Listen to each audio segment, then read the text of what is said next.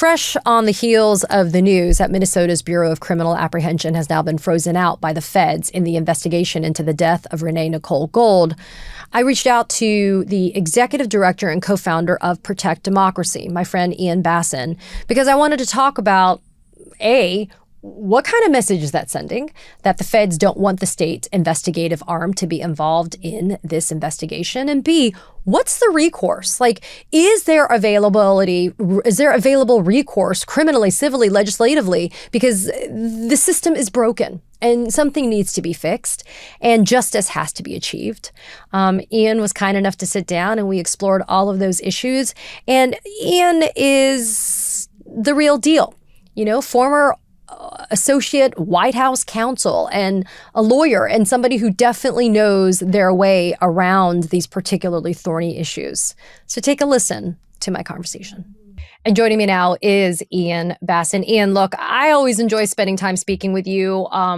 Before we hit the record button, I did express Happy New Year to you. It is a new year, but you know what? It's New Year, same troubles, I would say, and to launch 2026 on the heels of and you don't have to use this word, but what I am calling the murder of Renee Nicole Good in Minneapolis yesterday, I think is an inauspicious start to the year. So Ian, let's nerd out a little bit on the legal issues, because I am being peppered by concerned people, followers, subscribers, and listeners. They want to know what's going on. Can we start maybe with some of the breaking news, which is the fact that the Bureau of Criminal Apprehension, the BCA in Minnesota, has basically been frozen out by the feds to participate in the investigation of Renee Nicole Good's death.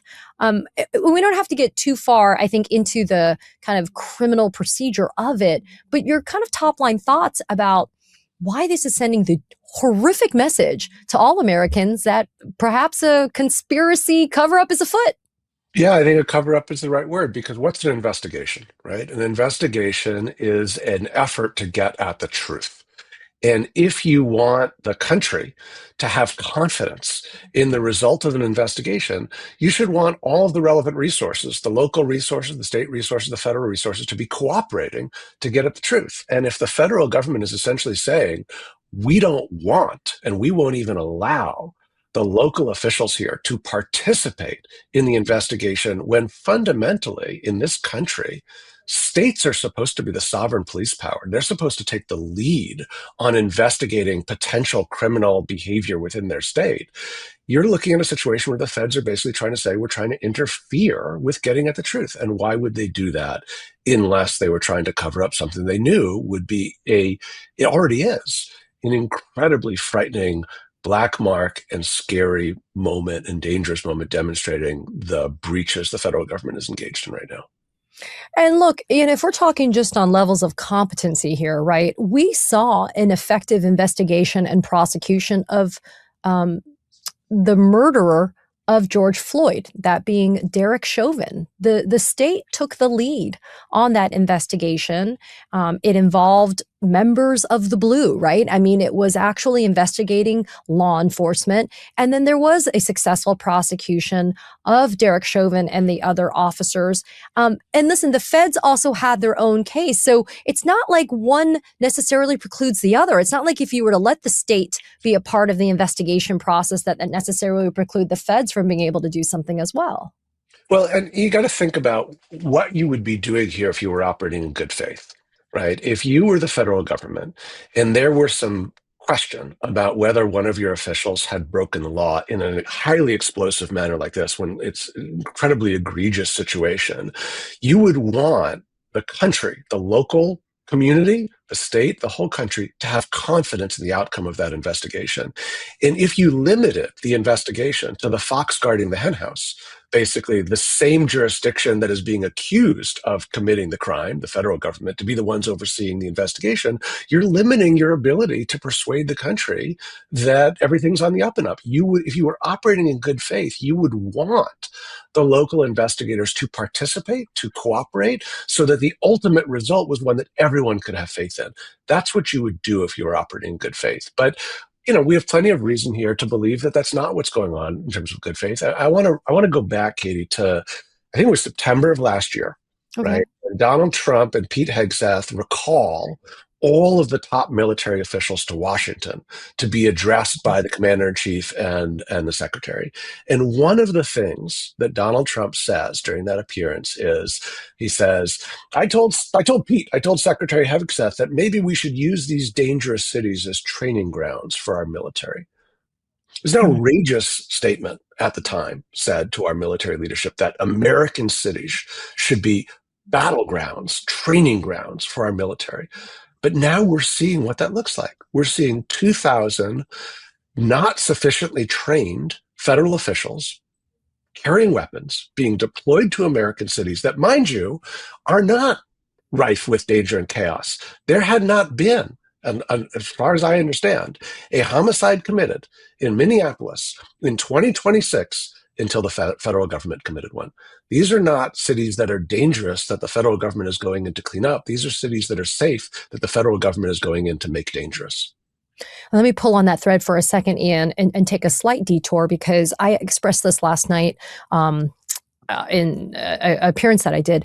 You know, federal judges from Portland to California to Chicago, D.C., and others have made factual findings during court proceedings concerning the federalization of the National Guard and the deployment of the U.S. military into our American cities under the guise or the excuse of tamping down or pushing back against violent protesters at federal facilities, et cetera.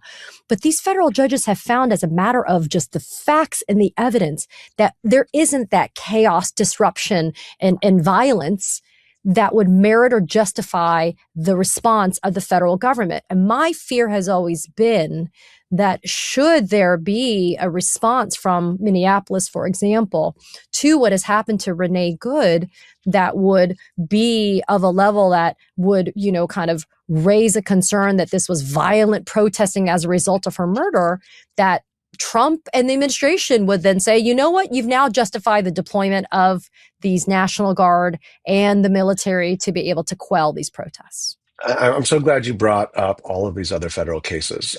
So at Protect Democracy, we litigated one of those cases, the Chicago Headline Club case in Illinois, in which Judge Sarah Ellis found that the government's testimony in that case was rife with lies. That government officials were coming into court and under oath stating things to the court that turned out to not be true. And the judge called them out on that over and over again. I would commend to people Chris Geidner's post at Law Dork today, where he goes through Judge Ellis's opinion and all the times that she called out the federal government for misleading the court and lying, and saying that essentially Judge Ellis warned that this is what was going to happen, that the government was operating beyond the proper rules of conduct, disregarding limitations on the appropriate use of force, lying about it in court, and ultimately it was going to result in not just one death.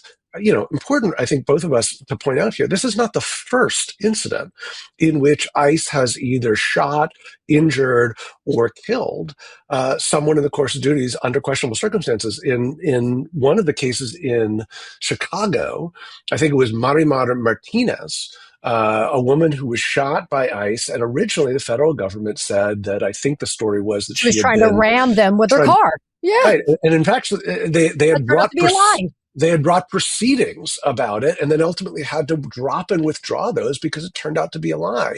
And so, you know, unfortunately, the tragedy of what has happened to Renee Good here is not the first time that this has happened. And it is going to continue to happen until the other branches of our government, the judiciary, the legislative branch, and of course, we know that the only ultimate source that is going to stand up to this, the American people, step in and stop this from happening. And I'm going to put full faith and credit in the ability of Attorney General Keith Ellison in Minnesota, as well as Governor Walz, to see that the state pursues justice in this instance. And I want to fast forward the timeline to talk about supremacy clause in federal immunity, because I do think this is an important component, because any prosecutor on the state level or the local level, like Hennepin County DA, for example, right, they're going to want to as a part of their calculus to decide, should I even bring charges, right, Yeah. against this ICE agent, is considering the existence of a possible immunity defense by this ICE agent. So again, let's fast forward the timeline. This is a hypothetical discussion we're going to have, but I think it's critically important. What are the available defenses for that ICE agent from yesterday if the state and the local prosecutors should charge him with or seek to indict him for murder or Yeah. or an offense like that, Ian? So let's broaden all of the. So we were just talking about there need to be. We have a system of checks and balances, right? And Yeah. you and I here are talking about how this has to stop, and our system is supposed to have a bunch of ways to stop it. There are checks through, as we're about to talk about, the judiciary lane, Yep. right? There are checks through the legislative process. There's checks through civil society. Let's just talk about a couple of those, then we can dive down into them. So one, on the sort of judicial process, you could have a criminal indictment, criminal prosecution that could be brought by, in normal times, potentially the federal government, as was the case with Derek Chauvin. That's obviously not going to happen here, but also by the local officials, right? The Minnesota Hennepin County officials. So we'll talk a little bit about the option of bringing criminal charges. You could have civil. Well, you should be able to have civil litigation. Now, here, there's a really interesting problematic challenge, which is that under current law, if a local official, a member of the Minneapolis Police Department or a state agency, had shot Renee Nicole Good, you could bring a claim under a federal statute, 1983. That's right. But federal officials are generally beyond the reach of that sort of civil accountability because the Supreme Court has eliminated what used to be the action you would bring against a federal official, which was known as a Bivens action. The Supreme Court has basically gutted any ability to hold federal officials accountable for gross constitutional violations like shooting an American citizen in the face. So first off, we have a gap in civil accountability. And the reason I want to bring that up is because that gap can be fixed. So there is a concept that we at Protect Democracy are working now and on bills that have been introduced in California and in New York to create state-level universal 1983 liability where states could hold, and people could go into state court, could get removed to federal court, but it'd be under state law, hold federal officials accountable for violating our Americans' rights. And California is now moving a piece of legislation that would do that. New York is now moving a piece of legislation that would do that. Minnesota could move a piece of legislation that would create civil accountability, which we need because otherwise these federal officials are operating with less accountability than local officials for violating our constitutional rights. And that's just a gap in the system. Okay, so that's some, and we'll come back to the criminal piece because that's what you asked about. But then there's also a legislative angle here, right? Which is the Congress has appropriated billions and billions of dollars that Stephen Miller and Donald Trump are using to hire up tens of thousands of new ICE agents to be able to deploy to create situations just like this one. And they're being hired quickly. They're being recruited, as the federal government has advertised, at gun shows from people who are inclined to be aggressive, and they're not going through the kind of training that all law enforcement officials in a civilized society should be put through to make sure that they don't do this. And, we can talk about the fact that the federal government has rules of engagement about what officials are supposed to do in situations where there's a car that might be trying to get away, as might have been the case here, trying to drive away. And those rules say, you are not allowed to discharge your firearm at the person in the car or at the car. There's rules about that people should be trained on that clearly they haven't been trained on or haven't been trained on sufficiently. So the United States Congress could step in and impose, and first off, they could stop the hiring of all these agents, which are a waste of taxpayer money to create chaos on our streets. But second, they could certainly impose all sorts of training and hiring requirements to make sure that anyone who is given a weapon and a federal badge is trained sufficiently to honor the Constitution and protect Americans instead of kill them, right? So there's things the legislature could do. And then finally, there's things civil society could do. At the end of the day, the buck stops with we the people.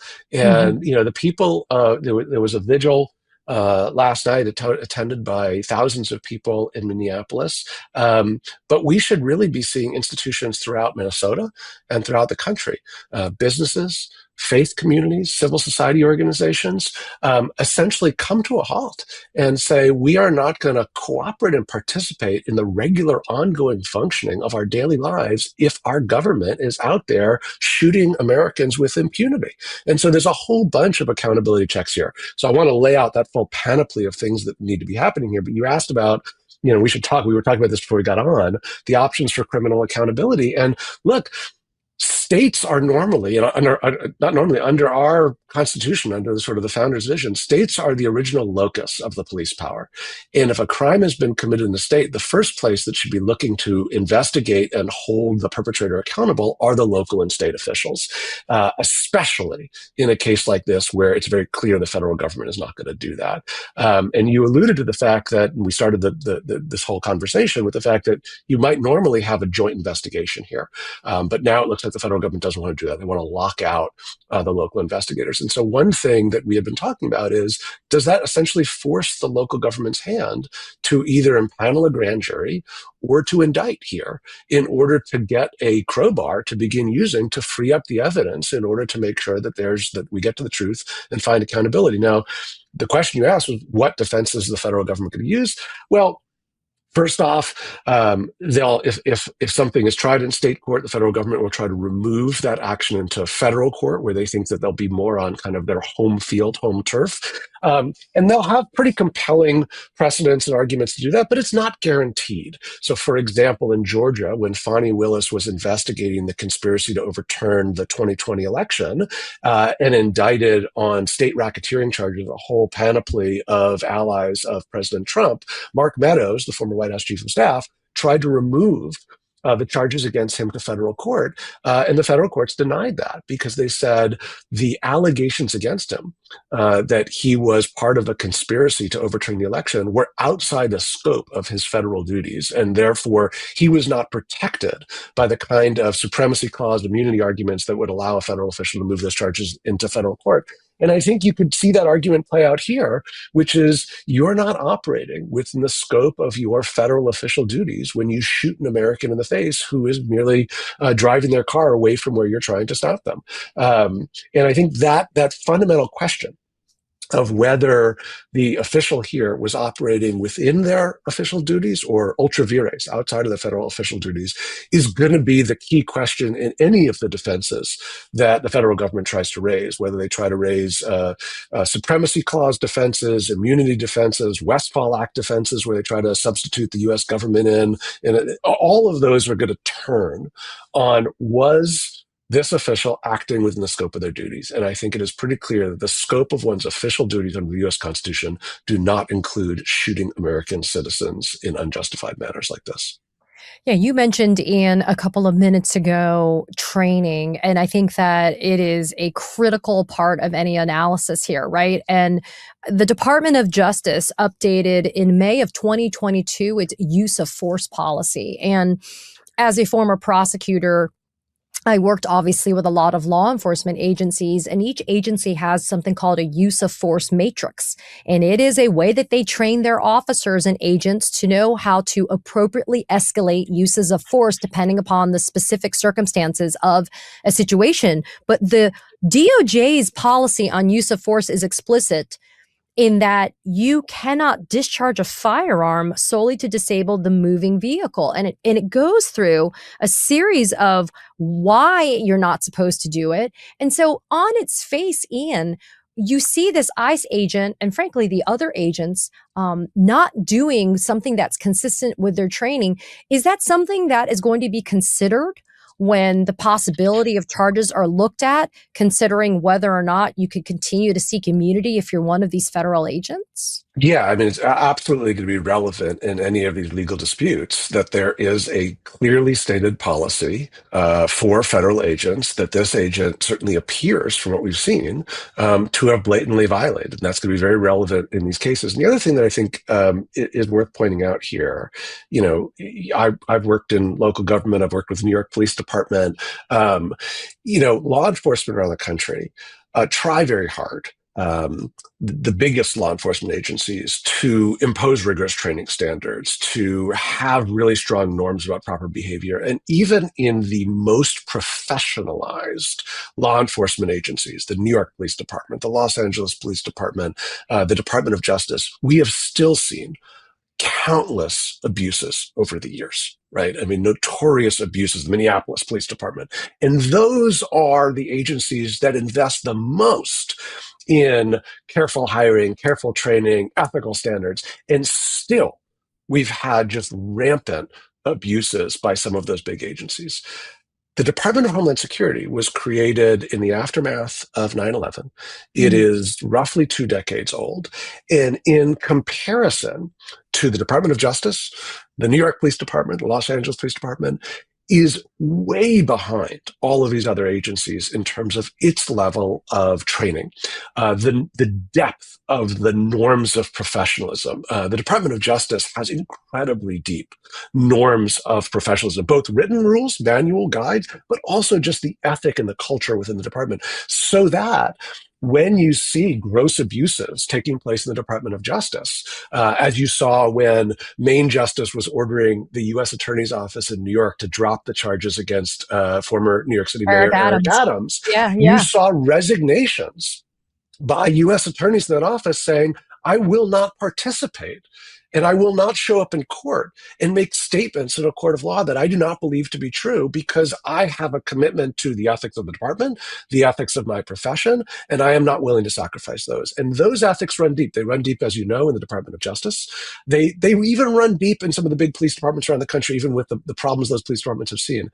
That is absent at the Department of Homeland Security because of its youth and because of a lack of investment in that. And it is for that reason, I think, that we saw during Trump's first term, when he was originally deploying federal forces to Portland, remember during the first term, where did he turn to do that?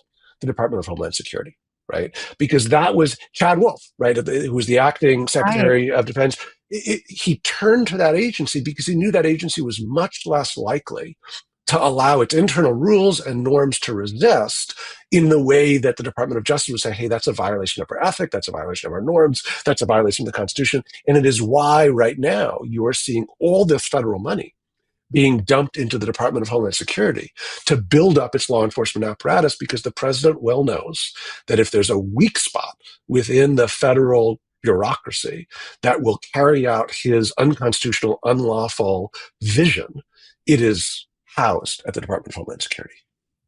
You know, Ian, before you and I part ways, I wanted to actually explore and give you the opportunity to explain the work you're doing at Protect Democracy. It's a coalition partner to Democracy Defender Fund and others. I'm working at DDF alongside Norm Eisen and others. But, you know, Ian, Protect Democracy is doing some of the most important work as well in the defense of democracy space. It's an organization you co-founded back in 2017. I can't believe it's been since 2017. But just let people know about Protect Democracy, the work you're doing, and how they can support you. Yeah, well, when Donald Trump was first elected in 2016, as a former White House counsel attorney who had in my portfolio when I was in the White House counsel's office working with Norm Eisen, responsibility for making sure that people in the White House and in the executive branch followed the rules. And this sounds quaint given all the conversation that we've been having today, but Yeah. there were lawyers, myself, Norm, others, who made sure that people who are entrusted with the awesome powers of government in this country abided by the restrictions on those and the rules that made sure that we upheld the public trust. And when Trump was elected, given what he had said in the entire election leading up to that, it was very clear that he didn't believe in those restrictions. He didn't believe in the idea of the American Constitution, the checks and balances, the rule of law. And we'd seen leaders like that rise to power in countries around the world in the 21st century. We've been living through a recession of democracy in the 21st century, whether it be from the right in places like Hungary with Viktor Orban, or from the left in places like Venezuela with Nicolas Maduro before he was abducted. We had seen these authoritarian leaders who didn't believe in checks and balances, the rule of law, and democracy dismantle democracies. And so after Trump's first election, a group of us who had come out of the White House counsel's office realized that we needed an effort in this country to understand the playbook that these authoritarian leaders deployed all around the world, that Donald Trump was going to bring that playbook to the United States. And we needed to build a cross-ideological coalition of partners who might disagree about normal policy, what the top marginal tax rate should be, how we should regulate healthcare in this country, but agree on the Constitution, agree on the rules that make us a free society.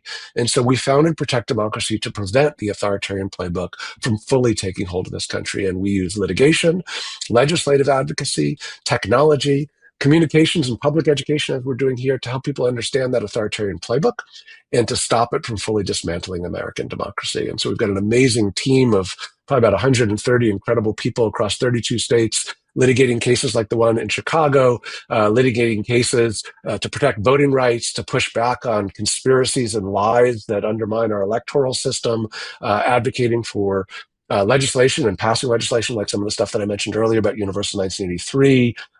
And we're doing that every day around the country to make sure that what we need to happen, and I think you and I both believe will happen, does, which is that as a country, we survive this crisis.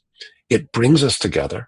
It reminds us of the importance of our Constitution of freedom and democracy, and it reinvigorates all of us as Americans' commitment to doing the work in our individual lives and our communities to make democracy real and actually deliver in ways that it never fully has in the history of our country. We turn this crisis into an opportunity, which I actually believe we are going to do.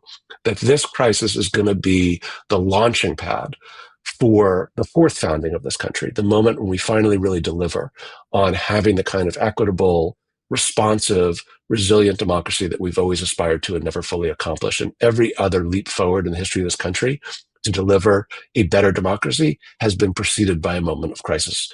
This one is no different. We will emerge from it. It will make us stronger. We just have to do the work. And that, my friends, is why I am proud to stand shoulder to shoulder with Ian Bassin from Protect Democracy in the fight that we are in. Ian, thank you so much for taking the time to hang out with me, to have this important conversation, and to empower. I like to say knowledge is power, and we are empowering people with knowledge so that they can fight back against the misinformation and the disinformation, especially that is swirling over what just happened in Minneapolis. I appreciate you. Thank you, Katie, for all you do to help empower and inform people. Trying. Thanks. Katie Phang here. We launched the Katie Phang News Channel in partnership with the Midas Touch Network so we could bring you the latest in legal and political news. Straight, no chaser. So if you're a fellow truth teller, hit that subscribe button and share the word about this channel so we can build a high information America together.